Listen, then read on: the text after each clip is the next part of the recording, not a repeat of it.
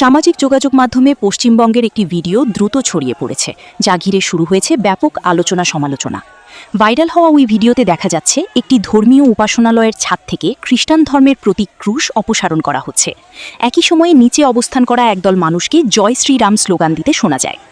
এদিকে ভিডিওটি প্রকাশের পর সামাজিক যোগাযোগ মাধ্যমে মিশ্র প্রতিক্রিয়া দেখা গেছে। অনেকেই পশ্চিমবঙ্গের বর্তমান আইন শৃঙ্খলা পরিস্থিতি এবং সাম্প্রদায়িক সম্প্রীতি নিয়ে উদ্বেগ প্রকাশ করছেন। তাদের প্রশ্ন, এমন ঘটনা যদি সত্য হয়ে থাকে তবে তা বহু ধর্ম ও সংস্কৃতির সহাবস্থানের বাংলার জন্য কতটা উদ্বেগজনক। বিশ্লেষকদের মতে ধর্মীয় সংবেদনশীল যে কোনো ঘটনার ক্ষেত্রে গুজব বা বিভ্রান্তিকর তথ্য ছড়ানো থেকে বিরত থাকা এবং সংশ্লিষ্ট কর্তৃপক্ষের তদন্ত ও যাচাইকৃত তথ্যের জন্য অপেক্ষা করা অত্যন্ত গুরুত্বপূর্ণ, কারণ যাচাইবিহীন তথ্য সমাজে বিভ্রান্তি ও উত্তেজনা সৃষ্টি করতে পারে।